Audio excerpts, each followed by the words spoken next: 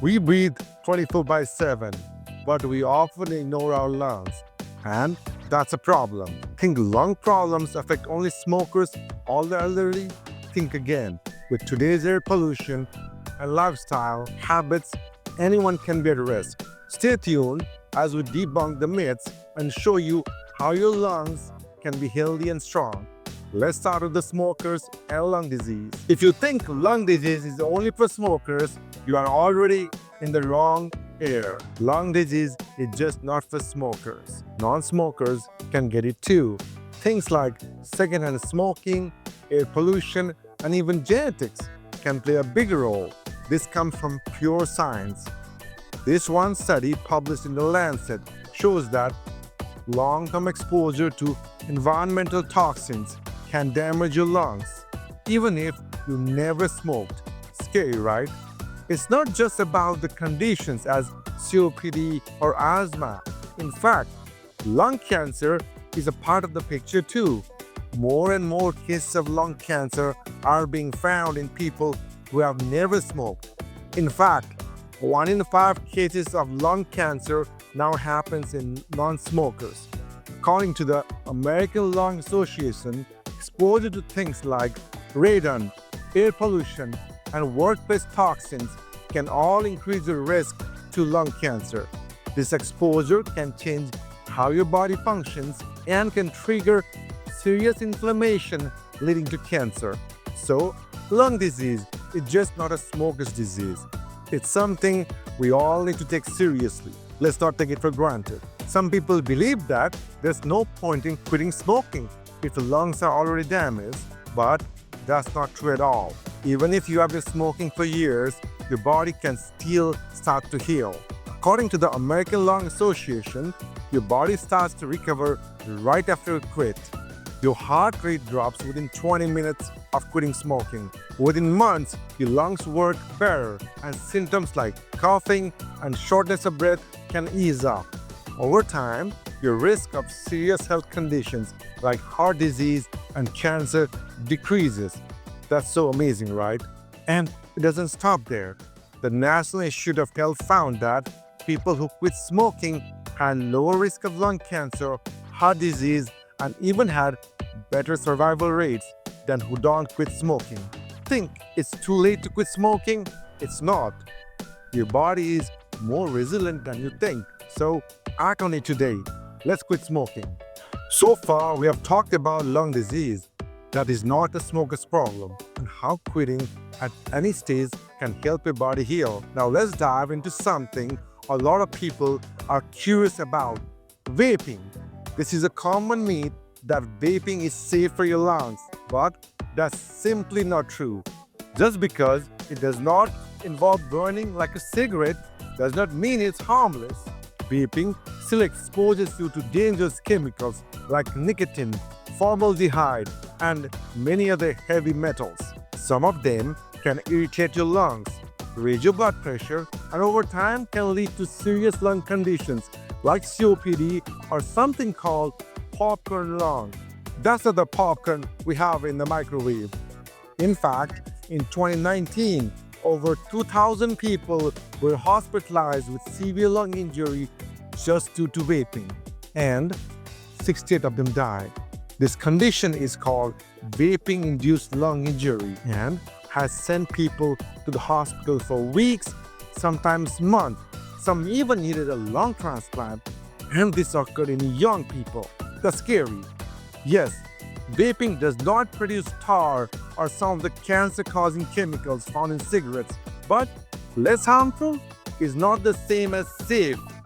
It's still addictive, especially for adolescents, young people. Remember, we are only beginning to understand the long-term effects over the last 2 years. We still have to know a lot about vaping. So, if you think vaping is safe, think again. The lungs don't care whether it's smoke or a vape. Harmful chemicals are still harmful. Next one is mouth breathing. This is an important one. As you know, some people mouth breathe, but mouth breathing is not as good as nose breathing. Spoiler alert, it's not good at all. Let's bust this common myth. Mouth breathing may seem easy sometimes, like when you're running or have a stuffy nose, but breathing through your mouth often can cause problems. Studies have shown that it can make it harder to breathe, and if you have asthma, it can trigger coughing or wheezing. There's more. Breathing through your mouth can cause the air to rush in faster, and this can cause pressure changes in the throat.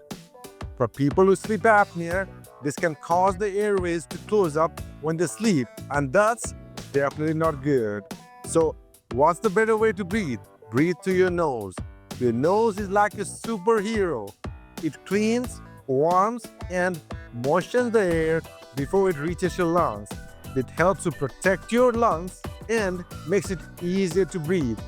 So, if you want to breathe easier and keeps your lung feeling awesome, let your nose do the job.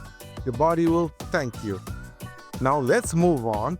What's misunderstood on the inside to what's worn on the outside. Yes, masks. Ever since face covering became a part of our daily lives, a surge of myths have followed. One of the most common myths we hear is that wearing a mask makes it harder to breathe. It's a myth, folks. People say wearing a mask lowers your oxygen levels or it makes it hard to breathe. But here's the deal.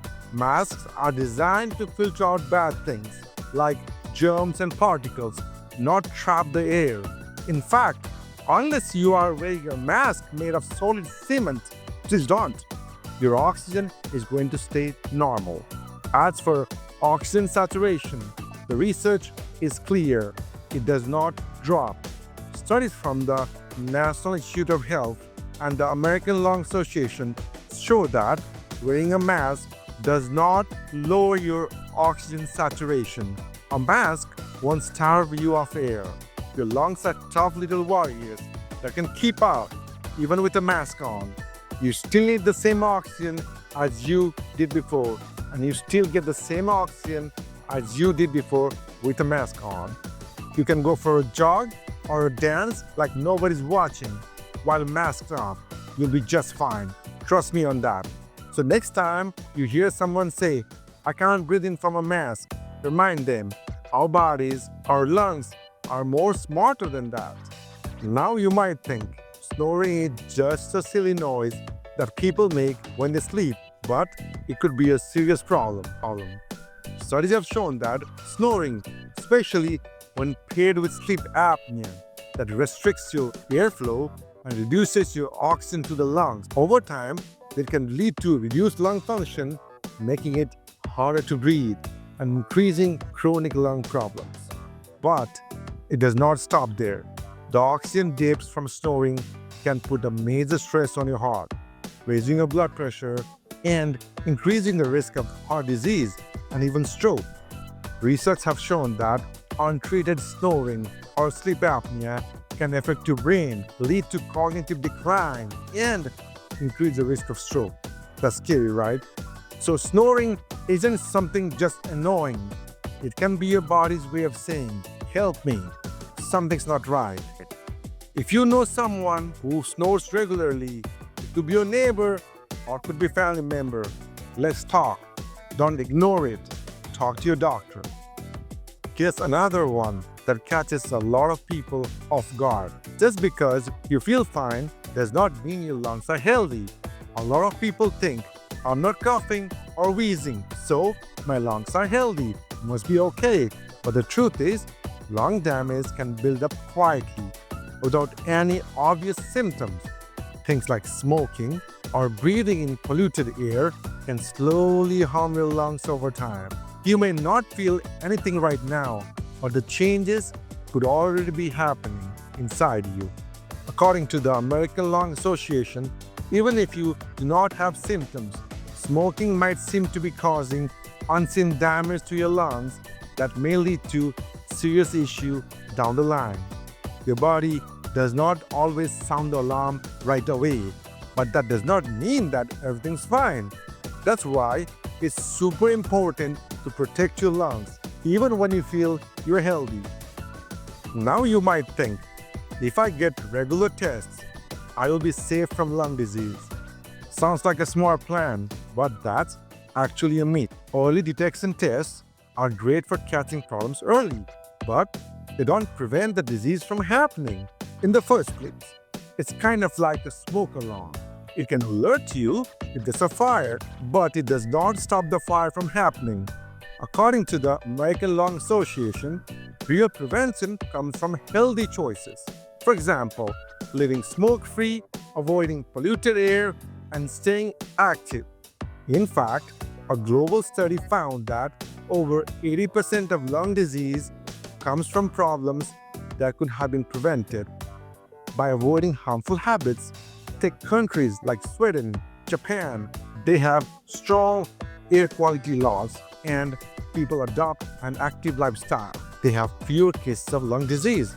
Interestingly, they live more than people in the United States. That's no coincidence, folks. It proves that cleaner environment and healthier lifestyle can really add years to your lung. So yes, tests are important, but the real protection starts with how you live your life every day. It begins with you. Now, have you ever heard someone say that people with lung disease can't exercise? Well, that's a total myth.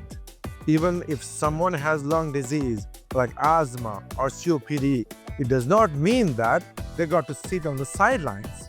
In fact, doctors worldwide encourage light exercise for people with lung problems. It helps make the lungs stronger and improves how they breathe. The WHO says that regular exercise can do wonders for people with lung disease. It can make you feel less tired, help you breathe easier, and even keeps you out of the hospital. That's pretty amazing, right? But don't worry, this does not mean that you have to run a marathon. It's just light exercise. Even simple activities like walking, stretching, or a slow bike ride can make a big difference. There's a study from Canada that shows that lung health programs help people exercise safely, and most felt better in just a few weeks. That's because exercise does not just help your lungs, it also strengthens your heart, muscles, and lifts your mood. So instead of saying they can't, let's start saying let's find a way they can. Alright, let's bust this final myth. You can't live a normal life after being diagnosed with chronic lung disease. Sounds scary, right? But the truth is, you absolutely can. People with conditions like asthma, COPD, or bronchitis are out there living full, active lives, going to work, playing sports, going to school, and enjoying the things they love. Doctors and researchers from the US, Europe, and India have found that people who take their medications, stay physically active, eat well, and avoid smoking can live just as fully as anyone else. There are also amazing programs out there, such as pulmonary rehab, that teach people how to breathe better, stay strong, and feel more in control.